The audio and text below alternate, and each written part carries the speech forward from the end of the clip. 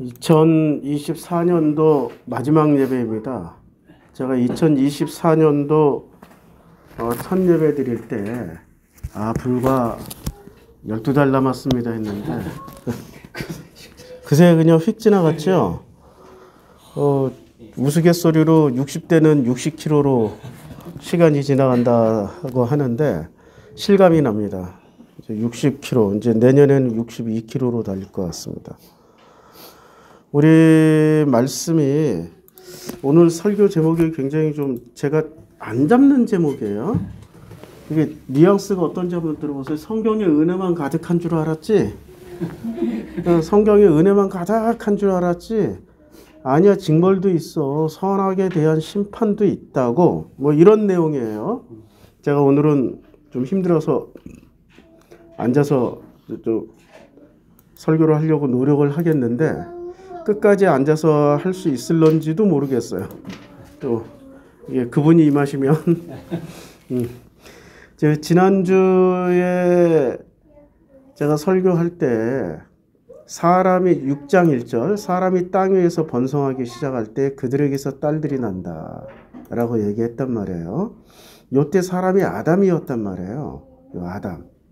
그러니까 이 아담은 창세기 1장부터 나오는 그 사람. 그러니까 아담은 고유명사가 아니라 보통명사다. 그러니까 아담에게서 그러니까 사람에게서부터 시작해서 번성할 때 그들에게서 딸들이 나기 시작했어요. 근데 이 딸들이 나기 시작하면서 창세기 4장에서 어떤 아주 좋은 그 자료를 제공해 줬단 말이에요. 자, 창세기 4장에 딸들이 태어날 때 어떤 일이 일어나는지 한번 보자고요. 창세기 4장 족보를 보면은 이제 아내와 가인이 아내와 동침함에 임신하여 에녹을 낳았어요. 그 다음에 에녹이 이랏을 낳고 이랏은 무이아를 낳고 무이아는 무드사일을 낳고 무드사일은 라멕을 낳았어요. 전부 다 이게 아들들만 낳은 거예요. 근데 라멕이 두 아내를 맞이했어요. 하나의 이름은 아다요, 하나의 이름은 실라였는데 두 아내 여자, 이제 이 족보에서 여자가 나와요.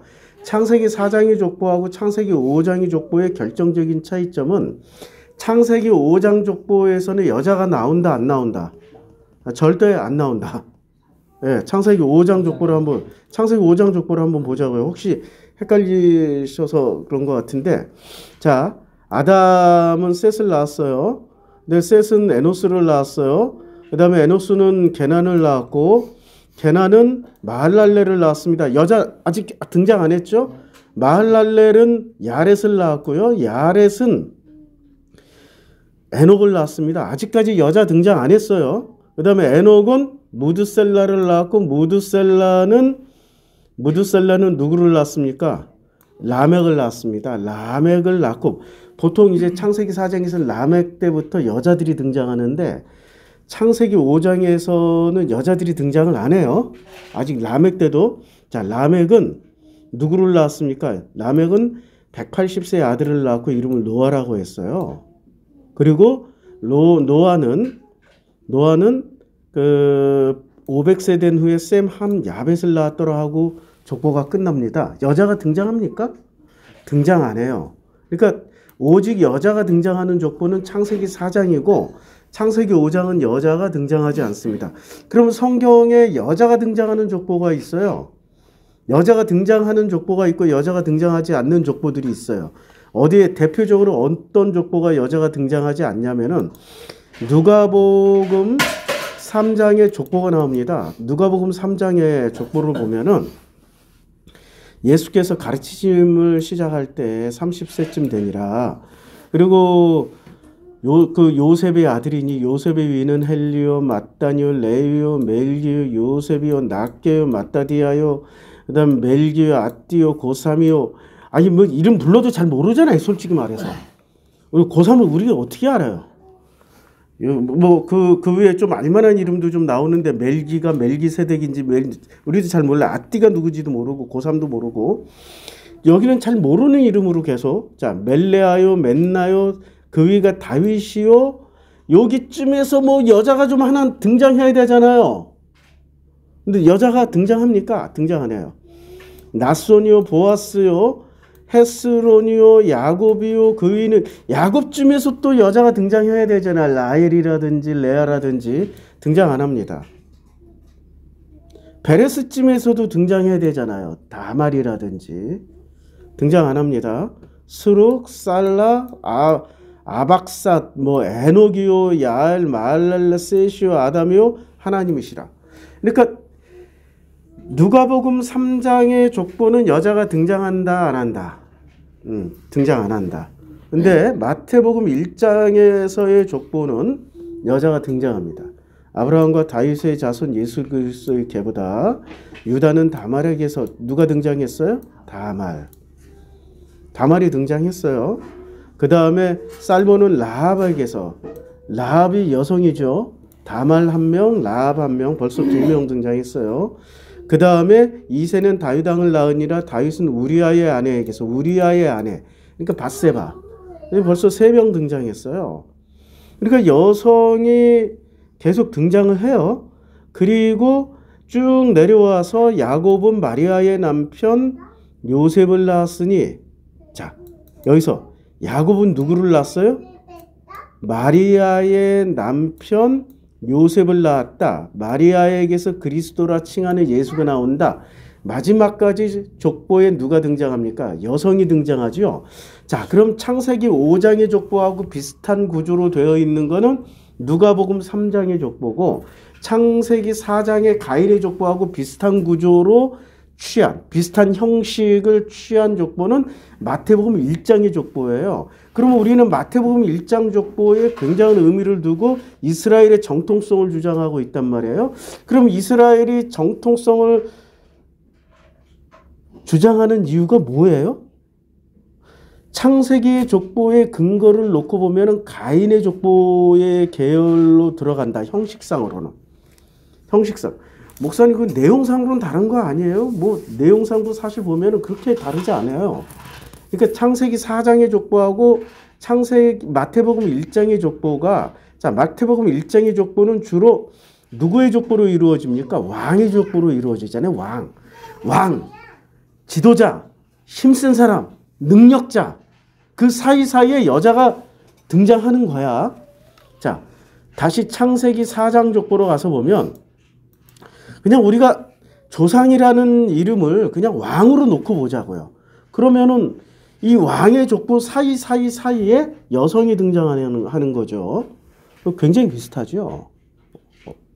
어디하고요?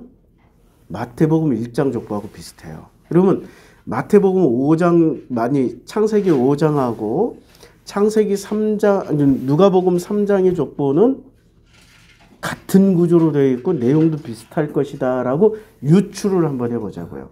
그 다음에 마태복음 1장의 족보하고 창세기 4장의 족보가 비스무리하다라고 어떤 공통분모가 있다라고 우리가 유추를 한번 해보면은 성경 해석하는데 어쩌면 큰 획기적인 전환을 이룰 수가 있는 거죠.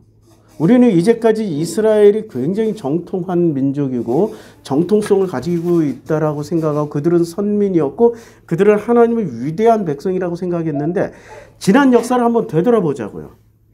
지난 2000년 동안 예수 때부터 지금까지, 예수 이전부터 예수 때까지, 아브라함부터 예수 때까지 봐요. 이스라엘이라는 민족이 하나님께 영광을 돌리고 하나님의 칭찬을 받은 적이 있었나요? 없었죠. 이스라엘 역사, 아브라함부터 시작해서 예수님 시대까지 유일하게 칭찬받으신 분, 하나님이 거론할 때마다 나의 종 다윗만한 종은 있었어요? 없었어요? 그러니까 유일하게 칭찬받으신 분은 누구예요? 다윗밖에 없었다는 거야.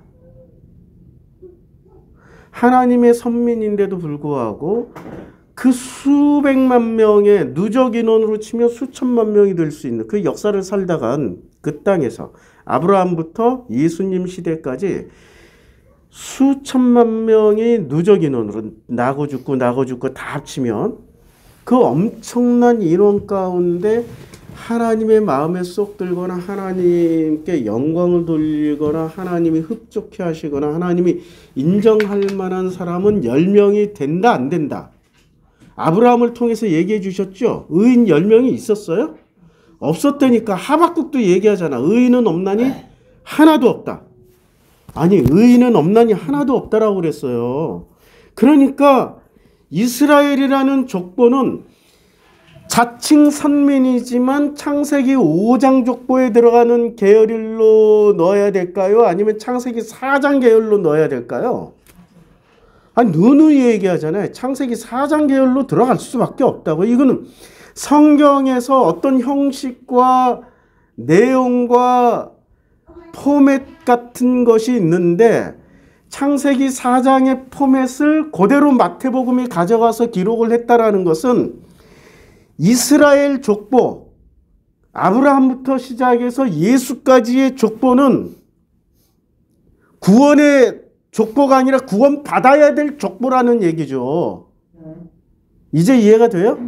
이미 구원받은 족보가 아니라 구원받아야 될 족보.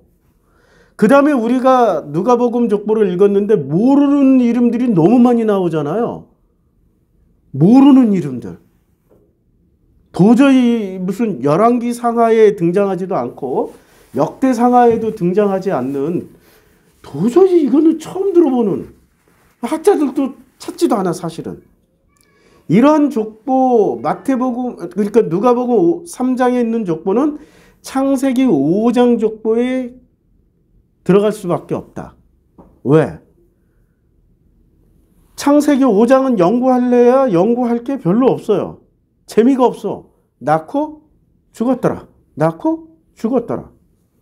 그냥 조용히 있다 갔어. 다만 한 분, 딱 에녹 형님 한 분만 센세이션을 일으켰죠. 그는 하나님과 동행하다가 하나님 곁으로 가셨다. 하나님과 함께 하셨다. 뭐 그 정도밖에 우리에게 알려주는 정보가 없어요. 그러니까 누가복음 족보도 사실은 많은 데이터를 주지 않습니다.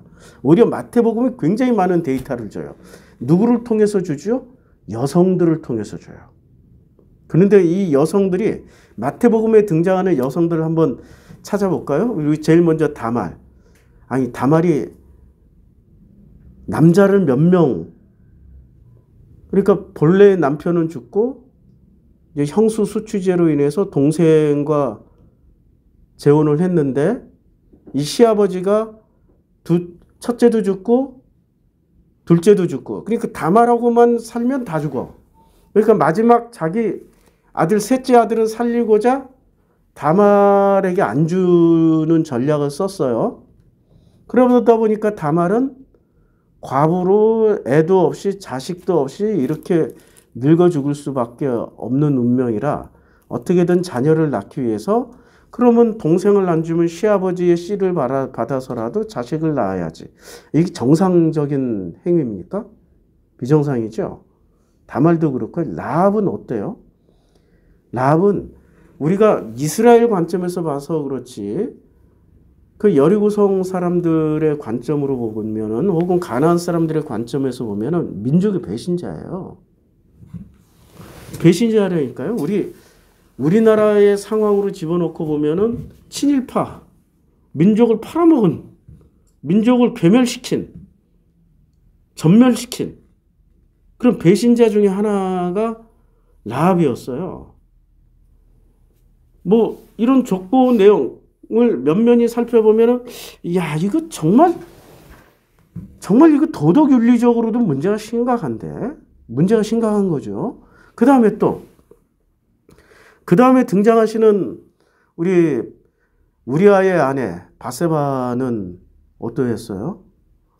아 세상에 지 남편을 죽인 고의적으로 의도적으로 살해한 그 다윗을 기꺼이 자기 남편으로 받아들이는 거예요. 그리고 여하튼 살아남아서 자기가 낳은 아들 솔로몬을 통하여서 그 왕국의 주도권을 자기가 가져가는 거예요. 아, 이거 여인천하에나 등장할 법한 우리 드라마 있잖아요. 여인천하. 하고 나오는 야, 여장부죠, 여장부. 자기의 모든 감정을 숨기고 성공을 위해서는 그냥 남편도 뭐 또 없어, 그냥. 거의 있잖아요. 요새 그 용산에 그 이무기 있잖아요. 그 스토리 같아. 그러니까 뭔가 이렇게 깨끗하지 않은 족보란 말이야. 그러면 창세기 4장 족보가 드디어 이제 여성이 등장합니다. 창세기 4장 족보에 라멕이 이제 아내들에게 이르되, 자, 여자가 등장을 했어요. 근데 이 아내들에게 뭐라고 얘기를 해요? 아다와 실라예요. 나의 아내들이여, 내 목소리를 들으라. 라멕의 아내들이여, 내 말을 들으라. 나의 상처로 말미암아 내가 사람을 죽였고 나의 상함으로 말미암아 내가 소년을 죽였도다 하면은 어떻게 해야 돼요? 이 아내들이 잘했어 해야 돼. 다시는 그러지 마. 그건 너무 비극적이야. 슬퍼. 계엄을 선포한다 이러면은 국무위원들이 어떻게 해야 돼? 하지 마. 제발 좀 하지 마. 이거는 우리나라의 역사를 후퇴시키는 거고 경제가 망하는 거고 국가와 국민의 대단한 이미지를 손상하는 거고 그동안 쌓아놨던 민주주의의 모든 금자탑이 무너지는 거야. 제발 좀 하지 마. 뭐 이렇게 해야 돼. 그게 정상이잖아요. 그런데 이 아내들이 어떻게 했어요? 우리아의 아내처럼 어떻게 했냐고. 침묵으로. 잘했어. 괜찮아? 다윗이 우리아를 죽였다라는 걸 알았겠어요? 몰랐겠어요? 이 밧세바가. 100% 알았지. 왜 몰라? 근데 어떤 조처를 취했어요? 아무 말 않고 권력을 유지하는 쪽으로, 권력을 가져가는 쪽으로 조처를 취해버린 거예요. 성경은 옛날 얘기가 아닙니다. 성경에 나오는 모든 스토리는 지금 현재 우리가 살아가고 있는 현실의 내용을 얘기해 주는 책입니다. 현실을 해석할 수 있게 해주는 대단한 내용의 책이 성경입니다. 자, 뭐라고 얘기하냐면 가인을 위하여 벌이 700일진데 라멕을 위한 벌이 77배로다. 야, 내가 권력을 잡으려고 봤더니 이놈의 거대 야당이 사사건건이 발목 잡고 사사건건이 반대를 일삼고 정쟁을 일삼아가지고 내가 정치를 할 수 없어. 통치를 할 수가 없어. 저 새끼들을 위해서는 벌이 7배면은 나를 위해서 벌이 77배니까 계엄 선포해서 다 때려서 수거해가지고 저 백령도 앞바다에 다 쳐놔버려. 그냥 죽이지 말고 송곳으로 찌르고 야구방망이로 때려 죽여. 야, 송곳도 종류별로 세트로 다 준비를 해놨더라고. 그러니까 송곳은 죽이기 위한 거예요? 고통을 주기 위한 거예요? 고통을 주기 위해 계속 고통 주고. 그리고 야구방망이로. 이야, 이게 지금 라멕의 소가지를 들여다보니까 누구 소가지랑 똑같아. 이무기의 소가지랑 똑같아. 용이 되지 못하고 떨어져 버린 이무기의 속. 우리 저 신부님이 아주 멋지게 표현하셨어요. 들으셨어요 혹시? 네. 용산에는 용이 살아야 되는데 용이 되지 못하고 용 되려다가 떨어진 이무기가 살고 있는 그 소가지란 말이야 지금 소가지가. 그래서 창세기 4장 25절에 뭐가 등장하냐면 지금 이제 여자들이 등장했단 말이에요. 여성들이 등장했고 또 여성이 어디서 또 등장을 하냐면은 두발가인의 누이는 나아마였더라. 여성이 등장한단 말이에요. 누이. 그러면 이 나아마라는 여성은 대단한 뭔가를 가지고 있는 여성이야. 자, 왜 뭔가를 가지고 있었냐면은 지금 아단은 야발을 낳았으니 그는 장막에 거저며 가축을 치는 자의 조상이 되었고 그 다음에 유발이니 그는 수금과 퉁소를 잡는 모든 자의 조상이 되었으며 두발가인은 구리와 쇠로 여러 가지 기구를 만드는 자가 되었는데 두발가인의 누이는 나아마였어요. 나아마. 그러니까 뭔가 조상은 되지 않았어도 굉장히 조상들을 만들어내는 어떤 그 모태로서의 역할은 충분히 했을 것이다 라고 짐작을 하는 거예요. 그런데 이 여성들이 등장하면서 바로 누가 등장하냐면 4장 25절이 등장합니다. 이거는 장면 전환이야. 문단 나누기 정도가 아니라 장면이 확 바뀌는 거예요. 어떤 장면으로 바뀌냐면 아담이 다시 자기 아내와 동침을 해요. 그러니까 아담은 지금 다른 여자를 취해서 애를 낳는 것이 아니라 누구를 취해서 계속 애를 낳는 거예요? 원래 하나님이 맺어준 하와를 통해서. 하와라는 이름의 뜻이 중요하죠. 하와라는 이름의 뜻이 뭐였죠? 모든 살아있는 자의 엄마다. 자, 그 창세기 3장 20절에 아담이 그의 아내의 이름을 하와라고 불렀으니 그는 모든 산자의 어미가 됩니다. 하와는 보통 명사예요? 고유 명사예요? 고유 명사야. 이건 사람 이름이에요, 하와는. 왜냐면 의미를 부여해줬잖아. 하와라는 이름 뜻은 모든 산자의 어머니예요. 그러니까 아담은 보통 명사야. 하와는 고유 명사야. 차이점 아시겠어요? 이거 굉장히 중요한 차이점인데 우리 성경 읽는 사람들이 왜 이런 걸 신경 안 쓰는지 몰라. 아담은 무슨 뜻? 그냥 사람이라는 뜻이에요. 사람의 보통 명사예요. 사람 보통 명사. 보통 명사고 하와는 고유 명사예요. 고유 명사인데 이 뜻이 뭐라고요? 고유 명사 뜻이 모든 모든 산자의 엄마야, 엄마. 그러면 가인의 후에도 지금 하와가 엄마가 되는 거고, 그다음에 창세기 5장의 족보에도 엄마가 된다.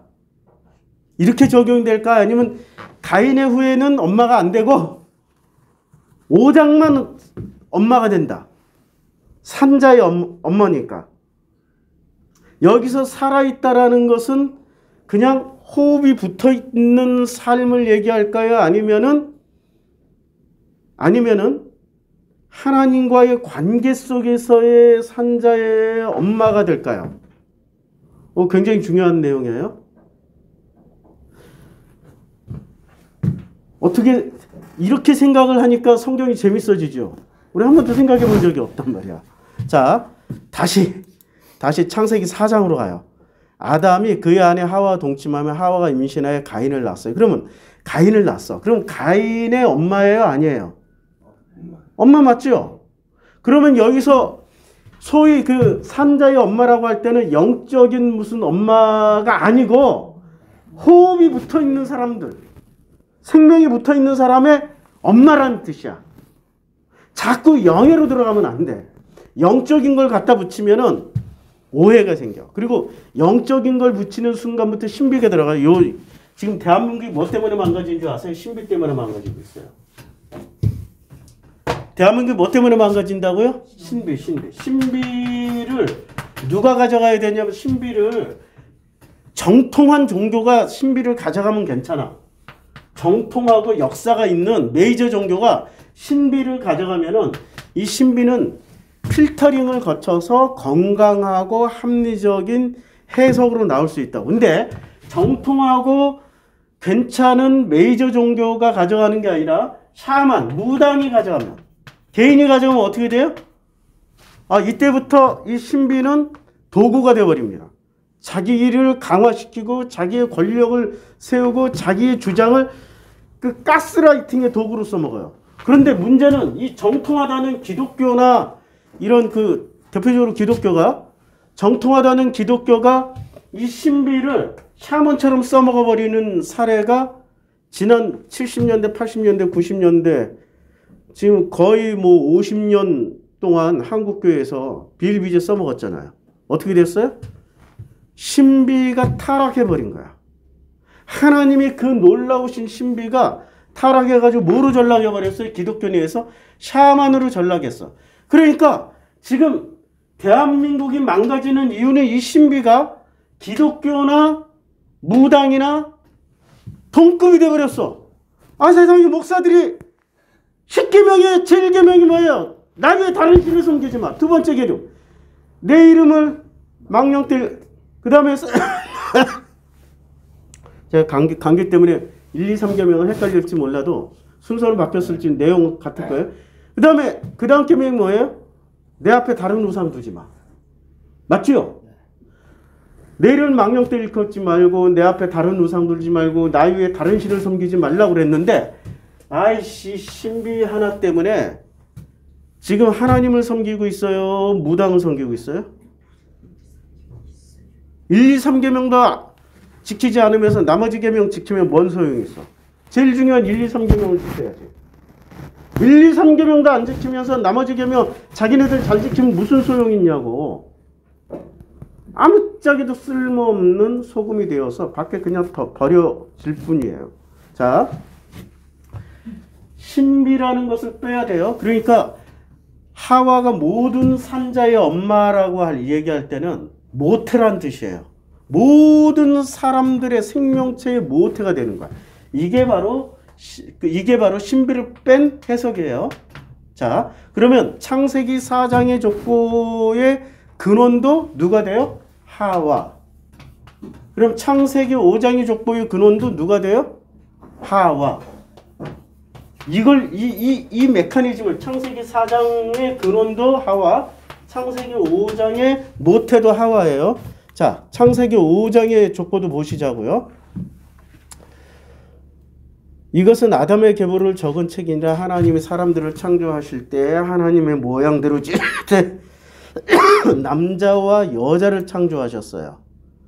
그러니까 창세기 4장에서는 하와라는 구체적인 인물로 언급을 하셨고 창세기 5장에서는 남자와 여자 보통명사로 쓰셨어요.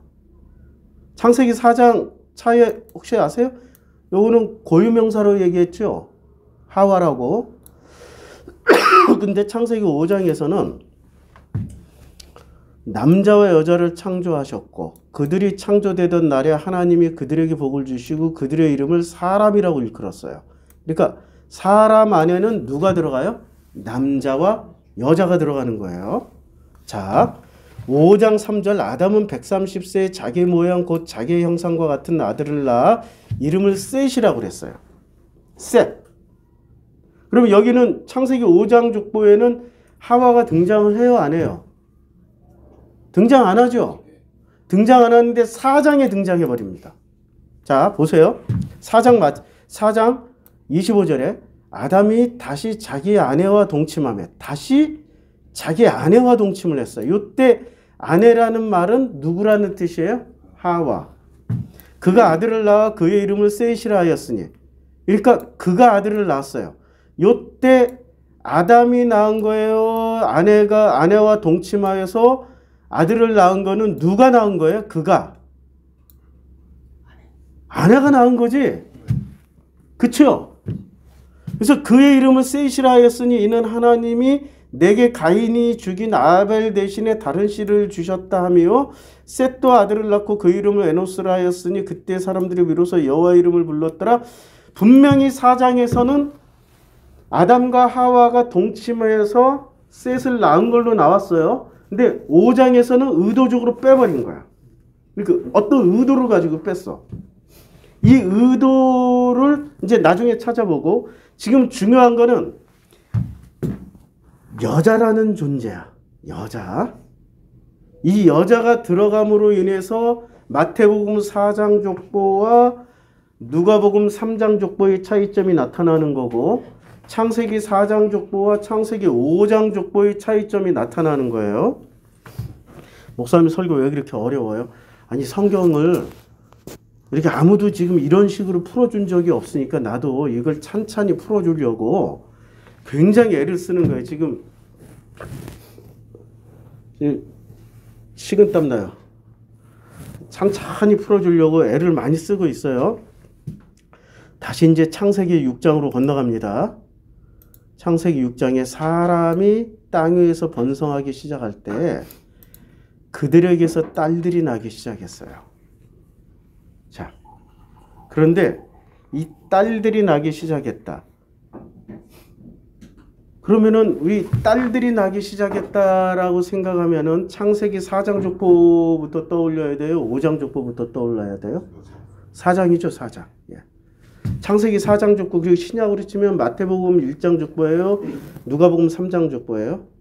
마태복음 1장 족보야. 그러면은 지금 6장 1절을 읽을 때 우리는 어떤 개념을 가지고 읽어야 되냐면은 독특한 하나님이 선택한 어떤 이스라엘이라는 그런 마태복음 1장에 아브라함부터 예수까지 라는 어떤 시대적인 그 하나님이 어떤 미션을 줬어. 지금 가인에게도 미션을 줬어요, 안 줬어요? 미션 줬잖아. 넌 땅에서 유리하면 방황하는 자가 되라고 미션을 줬잖아. 맞죠? 그런데 만약에 누가 너를 건드리면 벌이 7배야. 근데 라멕증 가니까 어떻게 벌이 77배 이러고 이렇게 되는 거죠. 그러니까 지금 이스라엘을 건드리면 다 죽어. 어린애나 애나 노인이나 여자나 할 것 없이 싹 폭탄으로 쓸어버릴 거야. 벌이 77배야 씨발 막 이러고 네타냐후 그러잖아. 지금 똑같죠. 그때나 지금이나 다른 얘기가 아니라고. 우리 건드리면 다 죽여버려. 이런 얘기잖아. 지금 라멕 얘기가 지금 현재 이스라엘을 보면은 너무나 똑같지 않아요? 우리 건드리면 77배, 응? 우리 다윗은 겨우 니네들 이렇게 해서 싹 쓸어버리지 못하고 살려두고 솔로몬은 다 이렇게 해서 살려둬가지고 우리가 우환을 당하고 있는데 우리 건드렸어? 그럼 니네 77배야. 다 죽여버려. 실제로 오늘도 나오는데 뉴스에 그 나오더라고요. 병원을 폭격해가지고 네타냐후 이스라엘 군대가 의사 포함해서 240명이 병원에서 다 죽었대요. 이렇게 잔인한 놈들. 지금 이 이스라엘은 창세기 4장 족보에 들어가야 될까요? 창세기 5장 족보에 들어갈까요? 4장 족보에 들어가야 돼. 창세기 5장 족보에 들어가려면 전쟁도 없어. 그냥 낳고 죽었더라. 낳고 죽었더라. 아주 심플한 족보로 살아야 되는데 심플한 족보로 결코 안 살아간다. 이게 지금 현재 이스라엘의 모습은 결코 아닙니다. 낳고 태어나서 죽었다라는 어쩌면 우리나라 족보하고 되게 비슷해. 우리나라는 뭐 어디 가서 침략해가지고 나를 건드려 벌이 77배야 이러고 다닌 적이 별로 없다. 누가 때리면 맞고 태어났다가 죽고 낳고 죽었더라. 낳고 죽었더라. 어쩌면 이 땅의 역사가 상당히 그 창세기 5장 족보하고 비스무리하고 여자들이 그 여자들을 비하하는 게 아니에요. 성경에서 어떤 그 메타포로 쓰여진 이런 여성들이 등장하지 않는 족보.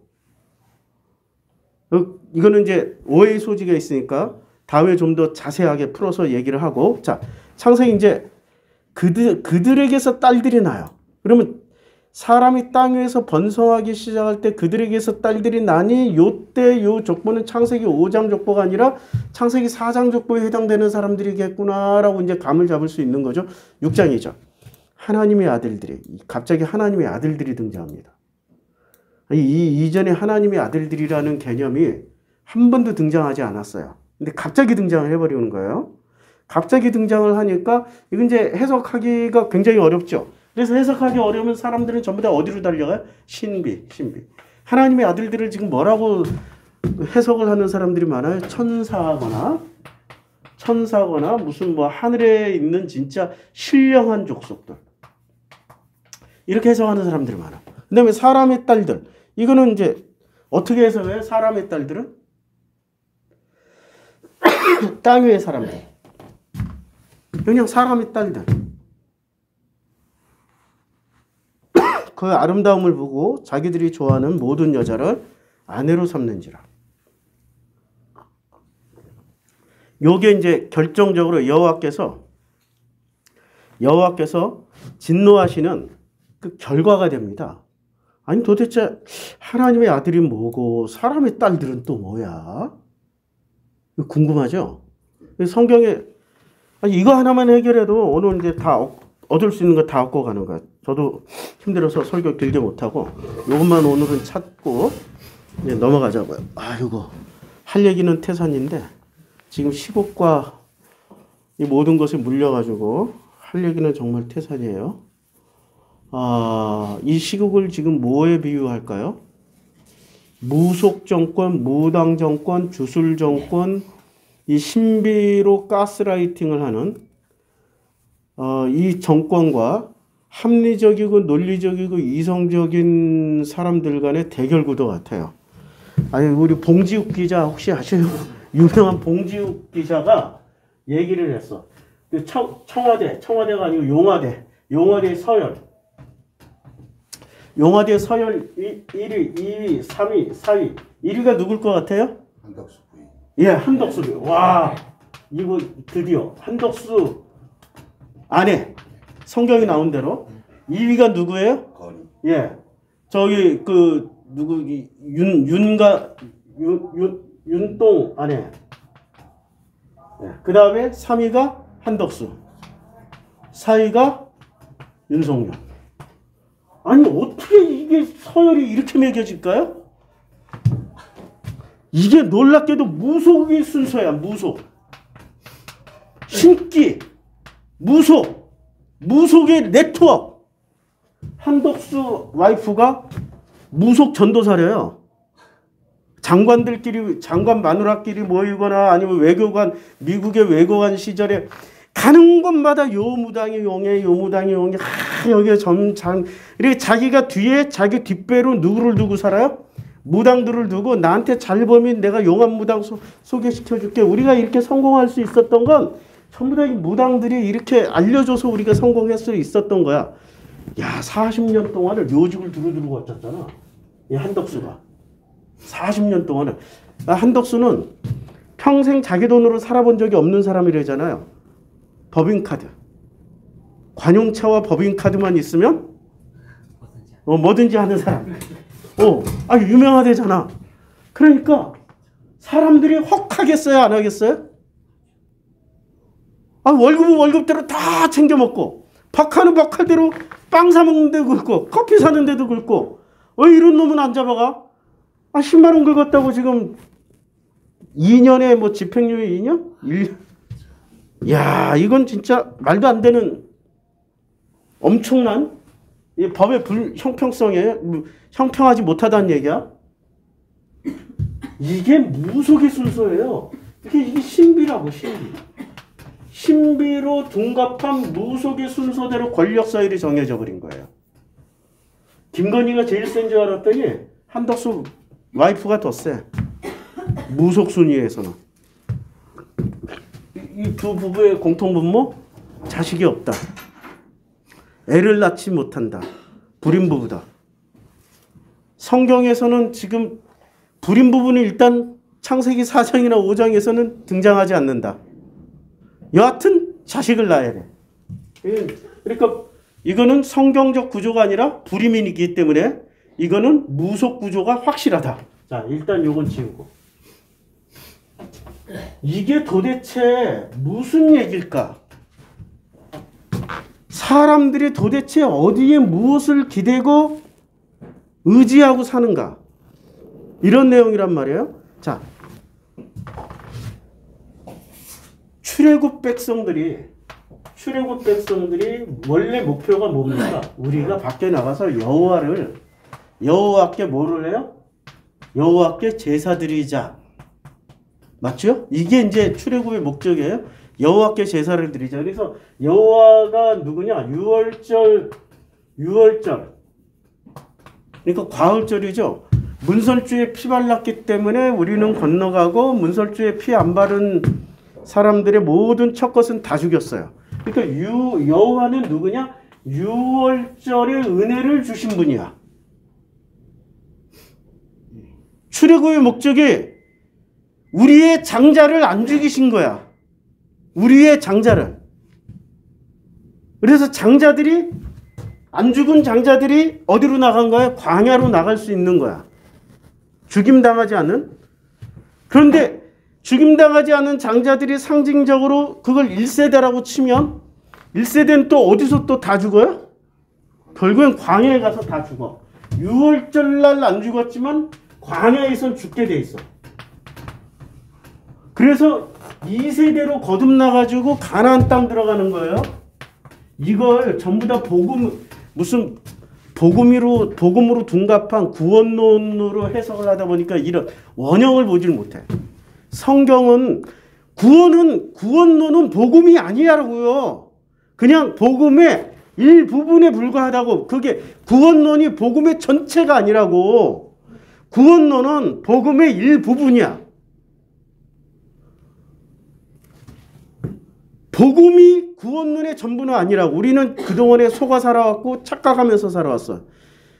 만약에 구원이 복음의 전부라면은 이제 더 이상 교회 다니실 필요도 없고 더 이상 굳이 열심히 예배 자기 가서 헌신하고 봉사하고 할 필요 없어요. 예수 이름만 부르면 구원 받는다며. 예수님 하면은 구원 받는다며. 아멘 해도 구원 받는데. 예수님 아멘 영접합니다. 이러면 구원 받았다며.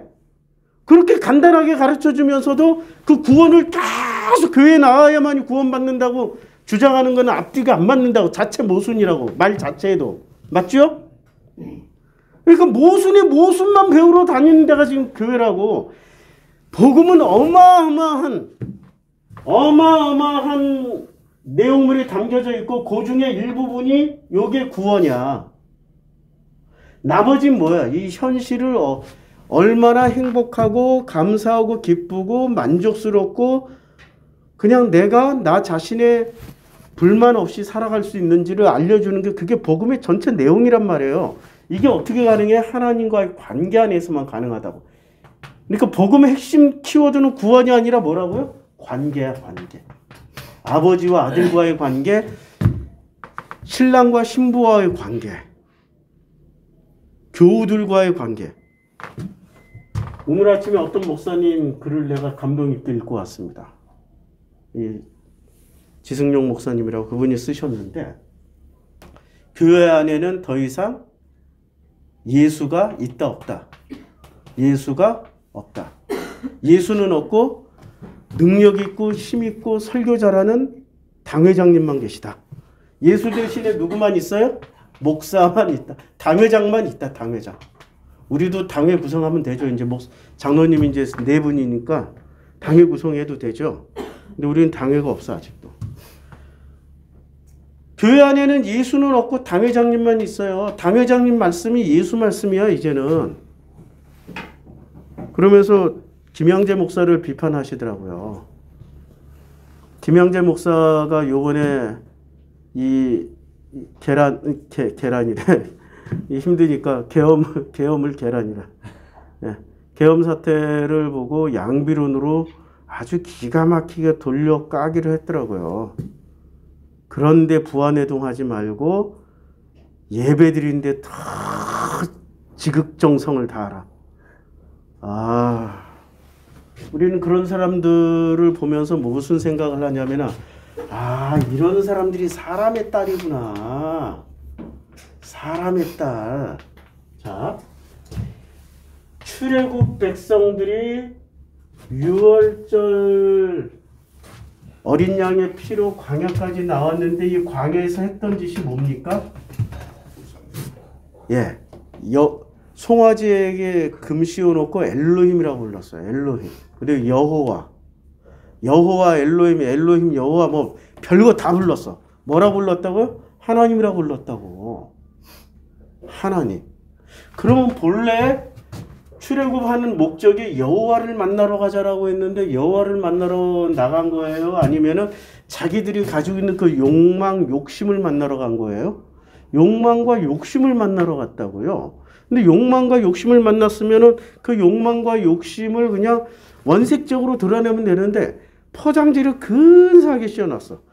여호와 하나님, 엘로힘. 이 습성이 어디까지 갔어요? 가나안 땅에 들어가서도 하나님을 뭐로 포장을 했어요? 산당에다 모셔놓고. 아니 여호와를 산당에다 모셔놓고 요게 조각상 하나 갖다 놓고 요게 여호와야 요게 엘로힘이야. 근데 사람들이 그걸 믿어요 안 믿어요? 그대로 다 믿어버려. 세상에 여호와 없는 예배당을 만들어 놓고 여호와 없는 예루살렘 성전을 지어 놓고 여호와 없는 베델 성당. 그러니까 성전을 지금 가나안 땅에 성전이 총 3개 있어요. 예루살렘 성전이 있고 북쪽 이스라엘에 성전이 2개나 더 있다고. 총 3개 성전에 여호와가 있었어요? 여호와가 더 이상 없다니까. 누구만 있어요? 여호와라는 이름을 가진 남쪽에서는 바알 신상이 있었고 북쪽에서는 아세라, 아세돈 뭐 이런 것들, 바알, 몰렉 이런 것들이 여호와의 이름을 가지고 떡하니 살고 있었어. 존재하고 있었다니까. 그러면 이 가나안 땅의 이스라엘 사람들은 여호와를 제대로 숭배한 적이 과연 몇 년 동안이나 있었을까? 안타깝게도 다윗 시절에도 순도 100%는 아니에요. 거의 없었다. 거의 없었다. 이 한반도에서는 거의 없었다. 일제시대 때 정말로 우리가 이 민족의 고통과 고난을 그 해결법을 찾기 위해서 그때 반짝 진짜 여호와를 찾았다. 출애굽 백성처럼 정말 여호와를 찾아가는 길을 광야로 나갔다. 그 이후부터는 거의 없었다.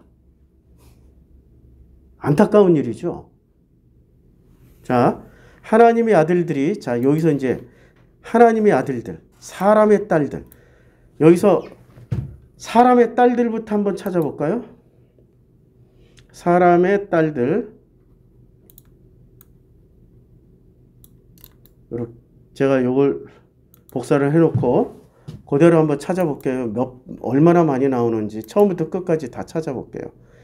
이게 보통 구약 성경을 해석하려면 우리는 기독교인이잖아요. 그러면 어디서 찾아야 돼요? 신약에 그 키워드가 있겠죠. 창세기, 사사기. 자, 이제 창세기 6장 2절, 4절 별로 많이 안 나와요. 창세기 이렇게 나오는데 하나씩 읽어보자고요. 하나님의 아들들이 사람의 딸들의 아름다움을 보고 자기들이 좋아하는 모든 여자를 아내로 삼는지라. 그 땅에는 네피림이 있었고 그 위에 하나님의 아들들이 사람의 딸들에게로 들어와. 하나님의 아들들이 사람의 딸들이 들어와 자식을 낳았으니 그들은 용사라 고대에 명성 있는 사람들이었더라. 그러니까 창세기 6장 2절과 4절을 읽다 보니까 지금 람에게 창세기에서 그 두 아내 아다와 실라를 취하는 것처럼 그 장면이 연상되지 않아요? 그러니까 당시에 땅에는 네피림이 있었고 그 후에 하나님의 아들들이 사람의 딸들에게로 들어가 자식을 낳았어요. 그래서 자식을 낳았더니 유발, 두발가인, 야발 이런 자식들이 나왔어요. 거기에 나아마까지 나온 거죠. 지금 이렇게 설명을 해주기 창세기 4장과 5장을 이해를 해야 창세기 6장을 이해할 수 있다는 얘기를 지금 드리는 거예요. 다시 이제 창세기 24장 14 성중에 사람의 딸들이 물길로 나오겠사오니 내가 우물 곁에 서 있다가 사람의 딸들. 요때 사람의 딸들이라면 누가 있어야 돼요? 근데 요때 누가 나와요? 리브가가 나온다고. 리브가가. 그러니까 리브가를 뭐라고 표현한 거예요? 사람의 딸. 그러니까 리브가는 사람의 딸답잖아요. 아니 그 리브가는 결국에는 하나님을 선택을 해서 가요? 아니면은 편애를 하는, 그리고 마마보이만을 사랑을 해. 엄마로부터 독립한 에서는 사랑하지 않아. 그냥 마마보이 야곱만 사랑해. 굉장히 뭔가 삐뚤어져 있어. 정상적 오은영 박사가 있으면 만약에 오은영 박사가 야곱의 문제를 치유하겠어요? 에서의 문제를 치유하겠어요? 리브가부터 고치겠어요? 리브가부터 고치는 거지. 지금 사람의 딸들이 이제 서서히 이제 정체가 드러나는 거죠. 자, 이삭이 야곱을 불러 그에게 축복하고 또 당부하여 이르되 너는 가나안 사람들의 딸들 중에서 아내를 맞이하지 말고. 자, 그래서 이제 가나안 사람들의 딸들 중에서 아내를 맞이하지 아니하고 어디 가서 맞이했어요? 사람의 딸들. 그러니까 결국에는 자기 삼촌 라반의 집에 가서 리브가도 라반 혈통이고 야곱도 라반 혈통, 사람의 딸들하고 결혼한단 말이에요. 그러니까 지금 여기서 등장하는 사람들은 마태복음 1장에서 등장하시는 분들이잖아요. 그러니까 창세기 4장의 족보하고 마태복음 1장의 족보가 내용도 같이 한다. 형식도 같이. 그러니까 형식도 같은 형식을 취하지만 내용도 같은 형식을 취하고 있다. 자, 이제 삼손이 딥나에게 내려가서 거기서 블레셋 사람의 딸들 중에서 이제 사람의 딸들이라고 검색하니까 다 떠요. 자, 그 다음에 요거 이제 하나님의 아들들이 사람의 딸들의 아름다움을, 그러니까 사람의 딸들의 아름다움을 하면은 우리는 구약 성경에서 대표적으로 누구를 생각하냐면은 아하, 야곱을 생각하면 되는구나. 그 다음에 이삭이 어떻게 결혼을 했는지를 생각하면 되는구나. 이삭과 야곱을 생각하면 되는구나. 자기들이 좋아하는 모든 여자를 아내로 삼는지라. 그러면 하나님의 아들들은 또 누굴까요? 하나님의 아들. 한번 찾아볼까요? 하나님의 아들을 찾아서 처음부터 끝까지. 하나님의 아들은 좀 많이 나올 것 같죠? 근데 생각보다 그렇게 많이 안 나오더라고요. 하나님의 아들은 신구약 전체 통틀어서 55개 나옵니다. 자, 창세기에 나오고 욥기에 나옵니다. 그리고 호세아서에 나오고 마태복음에 제일 많이 나와요. 마태, 누가, 요한복음. 왜 하나님의 아들이 왜 이렇게 신약 성경에 많이 나오죠? 예수를 하나님의 아들이라고 그랬으니까. 그러면 구약 성경에서는 하나님의 아들들이 어떤 의미로 쓰여지는지 먼저 보자고요. 일단 창세기 6장 2절과 6장 4절에는 하나님의 아들들이 사람의 딸들의 아름다움을 보고 별로 좋지 않은 뉘앙스죠. 하나님의 아들들이. 당시의 땅에는 네피림스크 후에 하나님의 아들들이 사람의 딸들에게서 들어와 자식을 낳았으니 고대 명성 있는 자들이라. 별로 좋은 느낌 아니에요. 욥기 1장 6절, 욥기 2장, 욥기 38장 3번 나오는데 하루는 하나님의 아들들이 와서 여호와 앞에 섰어요. 근데 하나님의 아들들이 여호와 앞에 섰는데 이때 여호와 앞에 서 있을 때 하나님의 아들들은 창세기 4장의 포지션처럼 와글와글 시끌벅적 뭐 흥청망청 이렇게 서 있는 건가요? 창세기 5장처럼 쫙하게 아무 소리 안 하고 그냥 뭐 낳고 죽었더라 무덤 속처럼 낳고 죽었더라 그렇게 서 있어요? 지금 딱 그렇게 서 있죠. 5장처럼. 근데 사탄들은 어떻게 서 있어요? 그들 가운데 왔는데 사탄들은 지들 할 말 다 하죠. 그러니까 창세기 4장의 포지션으로 서 있어요? 5장의 포지션으로 서 있어요? 4장. 그렇죠? 그러니까 사람의 딸들이 지금 서 있는 포지션이 어디쯤 될 것 같아요? 지금 욥기에 비춰보면 사탄의 포지션. 그 다음에 하나님의 아들들은 창세기 5장. 그냥 창세기 5장의 포지션. 자, 그러면 하나님의 아들들은 우리는 어떤 생각을 하냐면 하나님의 아들들은 위대한 일을 하고 놀라운 일을 하고 그냥 하나님께 영광 돌리고 그런 일은 창세기 4장 사람들이 잘했어요? 5장 사람들이 잘했어요? 창세기 4장 사람들이 에녹성 쌓아서 영광 돌려버렸잖아. 그 다음에 각종 조상이 돼서 다 영광 돌렸잖아. 맞죠? 그러면 창세기 5장 사람들은 영광을 돌린 적이 없다. 그냥 여호와랑 에녹이 대표적으로 한번 보여줬는데 여호와랑 동행하다가 그냥 죽었더라. 아니 이렇게 하나님에게 가셨더라. 무슨 영광이라든지 거대하고 위대한 업적을 남긴 적도 없더라. 이게 지금 창세기 5장의 내용이란 말이에요. 그러니까 창세기 4장은 어떤 포지션이 으쌰 북짝 붕짜 뭐 이런 거잖아.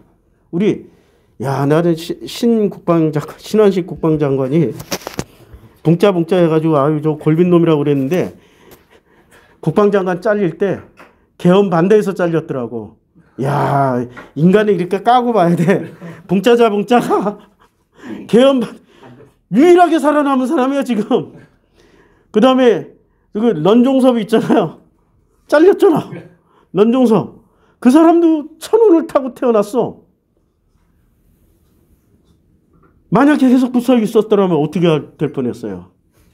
매국노 반역자로 감옥 가서 지금 무기징역 살지 사형당할지 어떻게 알아. 자, 운 좋은 놈들은 따로 있어. 자, 욥기 2장 1절. 또 하루는 하나님의 아들들이 왔어요. 언제나 1등으로 오는 건 하나님의 아들들이 먼저 와. 여호와 앞에 서고 사탄도 그들 가운데 와서 여호와 앞에 섰는데 요때도 붕짜자 붕짜 말을 하는 거는 사탄만 말했고 여호와 하나님의 아들들은 조용히 있었어. 조용히. 자, 욥기 38장 7절. 그때 새벽별들이 기뻐 노래하며 하나님의 아들들이 다 기뻐 소리. 아니, 하나님의 아들들이 언제 막 와글와글 시끌시끌 박작박작 언제 그래요? 새벽별들이 기뻐 노래할 때 하나님의 아들들이 그때 기뻐 소리 지르는 거야. 하나님의 영광이 나타날 때. 그런데 사탄들은 언제 시끄러워요? 하나님의 영광을 막 드러내라고 할 때. 뭐가 달라요? 뭐가 다르냐고. 하나님의 영광을 구하고 있는 자들은 시끌벅적해. 영광을 보여주시옵소서. 영광을 나타내 보여주시옵소서. 당신의 능력을 보여서 저 거짓된 의인을 작살내 주시옵소서. 이럴 때 시끄러워.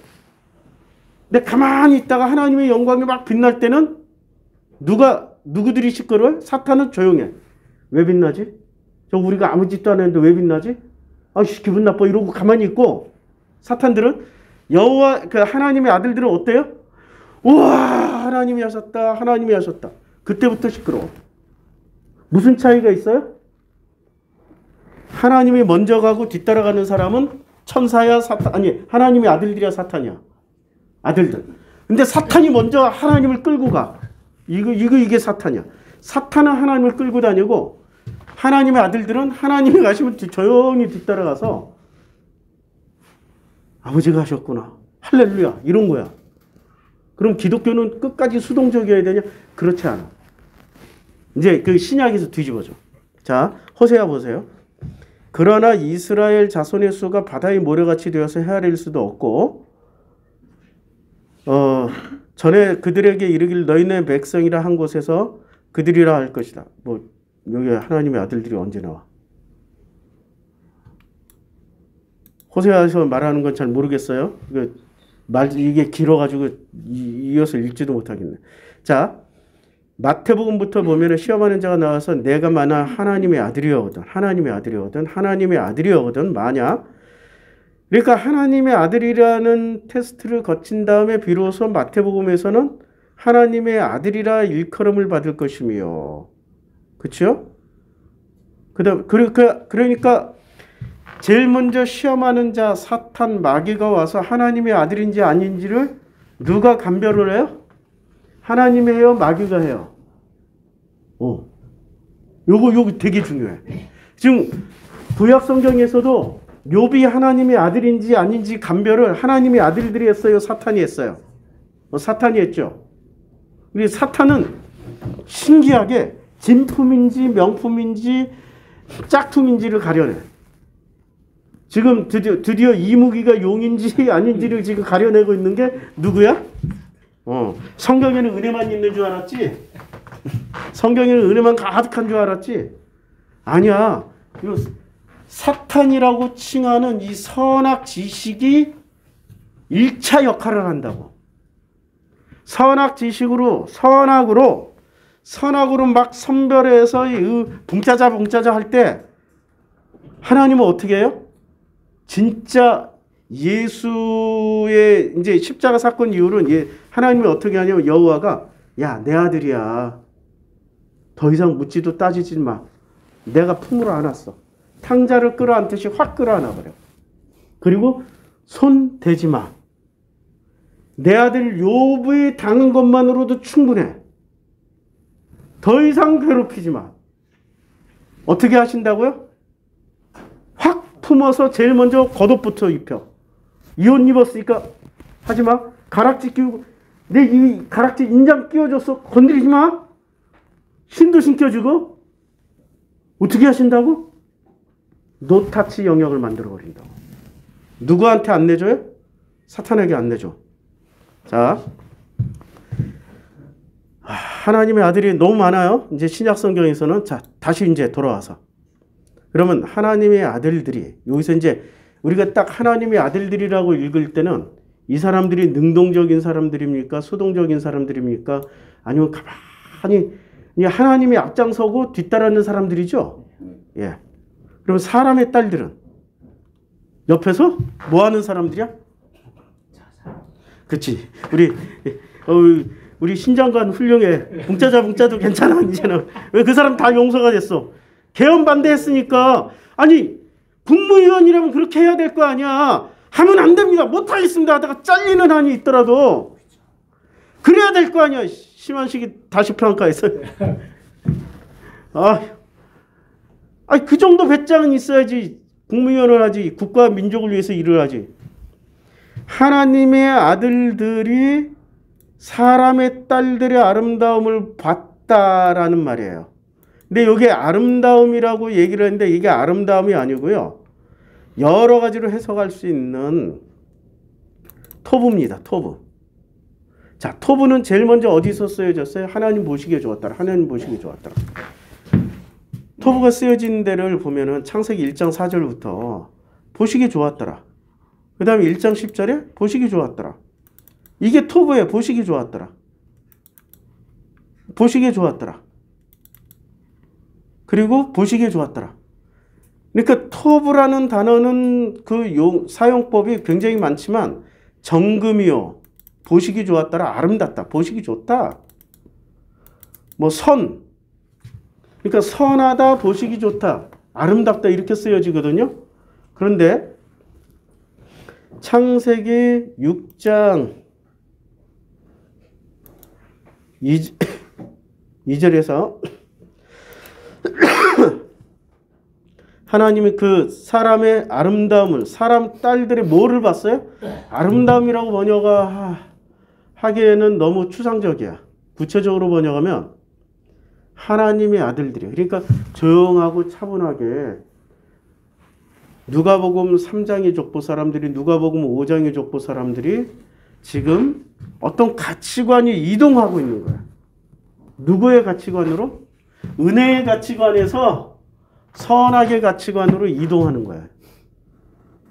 선악의 가치관은 뭐죠?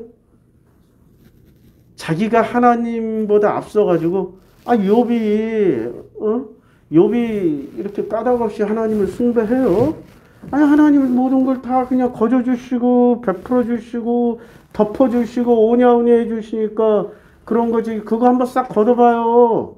저놈이나 나나 뭘 둘이 똑같이 이런 거 이해가 돼요? 저놈에게 하나님이 베풀어 주셨던 은혜를 싹 걷어보라고 저놈이 그런 고백을 하는지. 우리 하나님 또 아니 하나님이라면은 그런 사탄의 말에 안 넘어가야 되잖아. 너 홀라당 넘어가지고 또 은혜를 싹 걷어주신다? 싹 걷어가. 그러면 네가 알아서 해봐 했더니 진짜로 욥이 어떻게 돼요? 하나님을 저주하고 태어난 날을 저주해. 그러니까 사탄 말이 틀려요? 맞아요? 사탄은 이제까지 거짓말한 적이 있다 없다. 그러니까 거짓의 영, 미혹의 영이라고 그러는데 결코 안 그렇다니까. 얘는 참말을 해. 참말을 하는데 뭐가 빠진 참말이야? 은혜가 빠진 참말이야. 은혜 없는 사실만 얘기해. 나도 지난 이 목회하면서 되돌아보니까 은혜 없는 사실만 많이 얘기했구나. 사람들한테 은혜 좀 덮어서 얘기를 해줬어야 되는데 참 이렇게 돌아보면 나도 많이 후회가 되고 아프고 그래요. 그러니까 그 모든 지나온 시간 동안에 은혜가 덮이지 않으면 나도 견딜 수가 없어요. 객관적으로 보게 되니까 그러니까 나도 은혜가 있으니까 이런 얘기를 하게 되는 거죠. 감사한 거죠. 자, 다시 이제 본문으로 돌아와서 뭐 하나님의 아들들이 사람의 딸들의 아름다움을 보고 그러니까 하나님의 사람들이 이렇게 해석하면 돼. 하나님의 사람들이 선악의 가치관을 보고 자기들이 좋아하는 모든 선악의 가치관과 결혼을 했다라고 속뜻으로 읽으면 됩니다. 어떻게 읽으면 돼요? 하나님의 은혜의 가치관의 사람들이 선악의 가치관을 보고 자기들이 좋아하는 선악의 기준대로 결혼을 해버려서 살았다. 이게 이제 진짜 속뜻이야. 다시 한번. 이거는 또 지나가면 잃어버리시더라고. 자, 하나님의 은혜의 가치관을 가진 사람들이 그 사람들을 하나님의 아들들이라고 하는 거예요.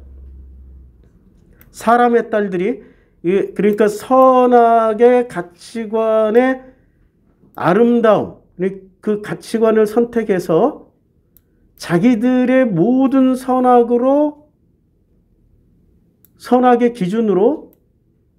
선악의 기준과 결혼을 해서 아내를 삼고 지 뜻대로 살았다. 그냥 하나님 뜻이 아니라 자기들의 선악의 뜻대로 살았다. 이것을 신약 성경에서 이제 마지막 요것만 보고 끝낼게요. 요한계시록 18장에 등장합니다. 2일 후에 다른 천사가 하늘에서 내려오는 것을 보니 큰 권세를 가졌는데 그의 영광으로 땅이 환하여지더라. 다른 천사가 하늘에서 내려오는 것을 보니 큰 권세를 가졌는데 그의 영광으로 땅이 환하여졌어요. 힘찬 음성으로 외쳐 이르되 무너졌도다 무너졌도다 큰 성 바벨론이여 귀신의 처소와 각종 더러운 영이 모이는 것과 각종 더럽고 가증한 새들이 모이는 곳이 되었도다. 이제 뭔가 엄청난 게 무너졌어요. 아, 힘찬 음성으로 지금 이거 읽는데 왜 자꾸 용산 생각이 나냐? 큰 성 바벨론이요 귀신의 처소와 각종 더러운 영이 모이는 곳과 각종 더럽고 가증한 새들이 모이는 곳이 지금 용산이잖아 그대로. 예, 그 음행의 진노의 포도주로 말미암아 만국이 무너졌으며 또 땅의 왕들이 그와 더불어 음행하였으며 지금 맞잖아 지금 그대로. 땅의 상인들도 그 사치의 세력으로 치부하였도다. 계시록은 먼 옛날 얘기가 아니야. 지금 현재를 해석해주는 책이라고. 또 내가 들으니 하늘로부터 다른 큰 음성이 나서 이르되 내 백성아 거기서 나와 그의 죄에 참여하지 말고 그가 받을 재앙들을 받지 말라. 이거 기독교에게 지금 하시는 말씀이잖아요. 그러니까 내 아들들아, 내 하나님의 아들들아, 하나님의 은혜의 가치관을 가진 자들아, 거기서 나와 그의 죄에 참여하지 말고 그가 받을 재앙들을 받지 마. 제발 좀. 이렇게 말씀하시는 아버지의 음성을 좀 들으라고. 그의 죄는 하늘에 사무쳤으며 하나님은 그의 불의한 일을 기억하신지라. 불의한 일이 뭐예요? 선을 좀 더 선하게 자꾸 선 나가는 게 그게 오히려 불의라는 거야. 선. 아이러니죠, 아이러니. 선은 하나님이 가졌을 때는 절대 기준이 되지만 인간이 그 선을 가져가지면 절대 기준이 돼요, 상대 기준이 돼요.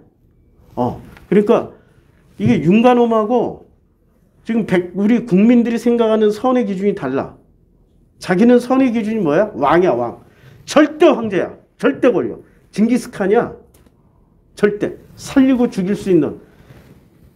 그러니까 그 입법부, 사법부, 행정부의 모든 권력을 다 가진 절대 권력. 자기가 심판까지 다 해. 저놈 살리고 저놈 죽여. 근데 우리 국민은 최소한의 민주적인 장치, 삼권 분립이 되어 있는 입법, 사법, 행정부의 분리 안에서 이 민주적인 시스템 안에서 보호를 받고 싶은 거야. 근데 이 새끼는 보호를 안 해주고 자기가 절대 권력을 가지고 휘두르고 싶은 거야. 그러니까 선의 기준이 서로 다르다니까.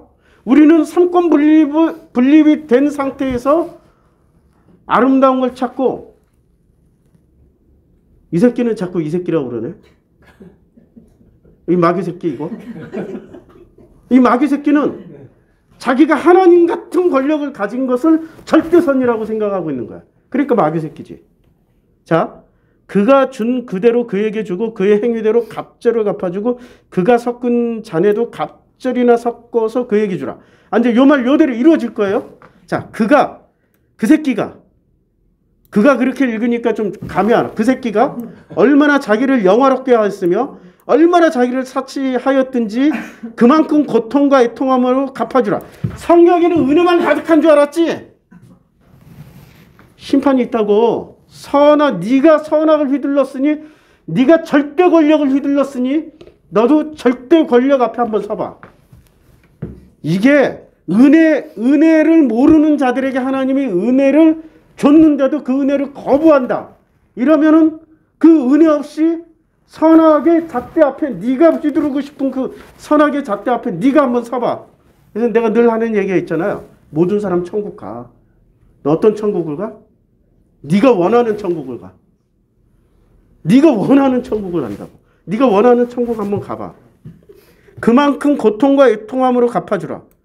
그가 마음에 말하기를 나는 여왕으로 앉은 자요. 이걸 이제 진짜 왕이 아니라 여왕이라는 거는 무슨 왕이에요? 사람의 딸들이 왕이야. 지금 창세기 6장하고 연결되어 있다고. 사람의 딸들이 왕이니까 이게 하나님의 은혜에 덮인 왕이에요. 지가 하나님 되고 싶은 왕들이야 이게. 지가 하나님 되고 싶은. 그러니까 그가 마음에 말하기를 나는 여왕으로 앉은 자요 과부가 아니라. 그러니까 예수는 누구를 위해서 왔어요? 눈 먼저 멀게 하고 과부 찾아오고 고아 찾아왔잖아요. 아니 과부가 좋은 거야 지금. 여왕이 아니라 과부가 좋다는 얘기야. 과부는 왜 좋아요? 신랑을 만나야 돼. 관계 형성을 다시 할 수 있어. 근데 자기 여왕은 관계 형성할 필요가 없어. 절대 권한이야. 관계가 아니라 그냥 자기가 심판해버리는 거야. 이거는 어마어마한 차이야. 복음은 뭐라고요? 아까 얘기했죠. 복음은 관계야. 누구와의 관계? 은혜를 주시는 하나님과 은혜를 받아야 되는 피조물과의 관계 형성이라고. 그런데 지금 이 새끼는 스스로 왕이 돼가지고 관계 필요 없어. 자기가 왕이니까 자기가 절대 주권을 다 행하고 싶은 거야. 절대 권력을. 그래서 어떻게 한다고요? 그 새끼가 준 그대로 그에게 주고 그의 행위대로 갑절을 갚아주고 그가 섞은 잔에도 갑절이나 섞어 그에게 줄 것이다. 이야, 이런 걸 읽을 땐 통쾌해. 근데 역사가 어떻게 가는지 한번 보자고요. 우리 하나님이 사실은 이대로 행하신 적이 많아요. 이스라엘이라는 국가를 어떻게 했어요? 망하게 해버렸어요. 아예 그냥 돌 하나도 돌 위에 남겨지지 않고 박살을 내버렸어. 이스라엘 전체가 타락하니까. 근데 우리나라에는 아직도 타락하지 않고 기도하는 자들, 은혜를 구하는 자들이 있기 때문에 계속해서 살아남죠. 제가 2년 전에 얘기했잖아. 곧 전쟁이 일어날 거라고. 아니, 내가 예언한 게 다 맞았잖아. 그대로 갔으면 전쟁 났다니까. 근데 누구 때문에 전쟁이 면했다고요? 전우원. 그 다음에 올해 또 예언했잖아. 전쟁 날 건데 이번엔 누구 때문에 넘어간다고? 트럼프 때문에. 하나님 은혜를. 그러니까 아니 내가 예언한 대로 다 갔잖아. 목사님 어떻게 이렇게 예언해요? 아니 예언은 신비가 아니라 현실을 읽는 거야. 현실을. 무엇대로 현실을, 그 성경대로 현실을 읽으면은 예언자가 될 수 있어. 그러니까 성경에 나오는 모든 선지자 예언자들은 누구보다도 현실을 정확하게 아는 사람들이 예언자요 선지자가 될 수밖에 없다는 얘기예요. 자, 결단코 애통함을 당하지 아니하시라. 그러니까 모든 사람을 고소해. 그 새끼 그렇게. 너 그냥 내가 큰 소리 치니까 저기서 큰 소리 치. 야, 그러니까 그러므로 하루 동안에 그 재앙들이 이르니 곧 사망과 애통함과 흉년이라. 아우, 뒤에 읽으면 이제 무서워서 못 읽어요. 지금 다시 이제 성경 정리하겠습니다. 하나님의 아들들이 하나님의 은혜의 가치관을 가진 사람들이 무슨 이유에서인지 선악의 가치관, 절대 권력을 아름다움으로 선한 걸로 생각하고 선악의 가치관, 자기들이 좋아하는 선악의 가치관과 관계를 형성함으로 말미암아서 여호와께서 이르시되 나의 영이, 나의 숨이, 영이 이게 나의 숨이에요. 루아가 영원히 사람과 함께하지 아니하리다. 이제 영생을 뺏어버리는 거예요. 왜요? 하나님의 자리에 섰기 때문에. 하나님의 가치관이 아니라 선악의 가치관으로 하나님 자리를 지금 겁박하고 있는 거예요. 절대 군주가 되려고 하는 거라고. 이게 문제입니다. 기도하겠습니다. 아버지 하나님, 아이고야, 짧게 하려고 그랬는데 하나씩 설명해주고 풀어나가려다 보니까 좀 길어졌습니다. 어쩌면 들어보지 못한 해석이고 처음 가는 길이기 때문에 더디 가고 천천히 가는 것 같아도 아버지의 은혜만 의지해서 갑니다. 잘못되었으면 다음 시간에 수정할 수 있는 기회를 허락해 주시고 아버지께서 허락하신 해석이라면은 다음에는 좀 더 강화하고 보완할 수 있는 해석으로 허락하여 주시옵소서. 예수님의 이름으로 기도드렸습니다. 아멘.